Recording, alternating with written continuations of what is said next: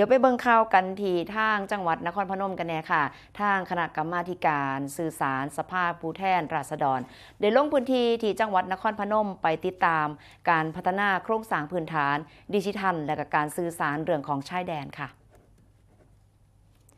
โดยทางคณะกรรมาธิการการสื่อสารโทรคมนาคมและก็ดิจิทัลเพื่อเศรษฐกิจและก็สังคม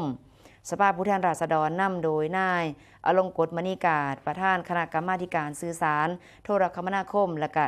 ดิจิทัลเพื่อเศรษฐกิจและสังคมสภาผู้แทนราษฎรพร้อมคณะลงพื้นที่ที่จังหวัดนครพนมเพื่อศึกษาดูงานและก็รับฟังการบรรยายสรุปเกี่ยวกับแนวทางการพัฒนา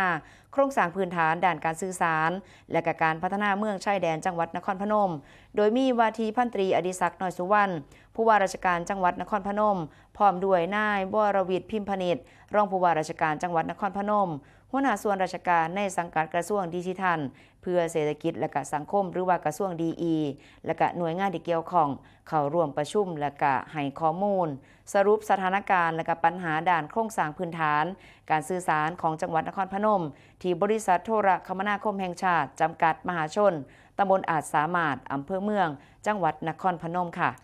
โดยจังหวัดนครพนมครับได้นำเสนอผลการดำเนินงานด้านดิจิทัลที่สำคัญนั่นก็คือการขยายโครงข่ายอินเทอร์เน็ตผ่านโครงการเน็ตประชารัฐซึ่งปัจจุบันครอบคลุม381หมู่บ้านและได้ปรับเพิ่มความเร็วเป็น300/300เมกะบิตเปอร์เซกเพื่อเพิ่มประสิทธิภาพการเข้าถึงบริการดิจิทัลของประชาชนรวมถึงการจัดระเบียบสายสื่อสารและการนำสายสื่อสารลงดินในเขตเมืองเพื่อยกระดับภูมิทัศน์และความปลอดภัยตลอดจนการตรวจสอบสัญญาณโทรคมนาคมตามแนวชายแดนเพื่อป้องกันการลักลอบเชื่อมโยงโครงข่ายไปยังประเทศเพื่อนบ้านครับนอกจากนี้ค่ะทางจังหวัดนครพนมยังมีการรายงานความก้าวหน้าการขับเคลื่อนรัฐบาลดิจิทัลโดยองค์กรปกครองส่วนท้องถิ่นทั้ง104แห่งก็ได้ใส่เรื่องของงานระบบ e-office นะคะและก็มีการผลักดัน